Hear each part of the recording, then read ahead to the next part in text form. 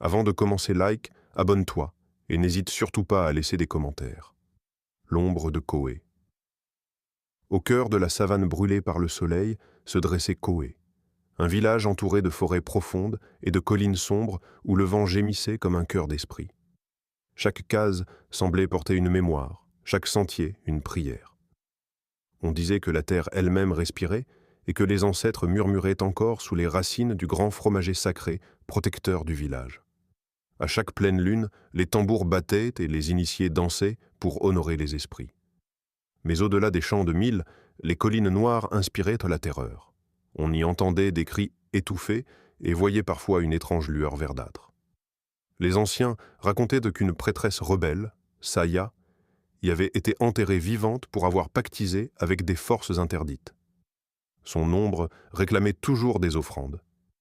Un soir, une calebasse remplie de sang apparut mystérieusement au pied du fromager.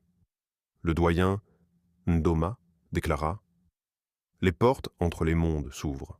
L'ombre de Saya réclame sa dette. » Dès lors, les nuits changèrent. Les tambours résonnaient comme des avertissements, des murmures traversaient les champs, et les femmes rêvèrent de serpents autour de leur enfant. Puis un enfant disparut près des collines, ne laissant qu'un bracelet brisé.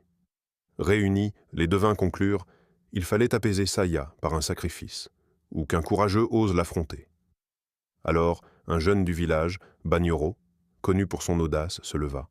« Si nos ancêtres veillent encore, j'irai dans ces collines pour ramener la paix. » Le silence tomba. La lune, froide et impassible, éclaira le destin du garçon qui venait de sceller son sort. Comment as-tu trouvé l'histoire? Fais-le moi savoir en commentaire.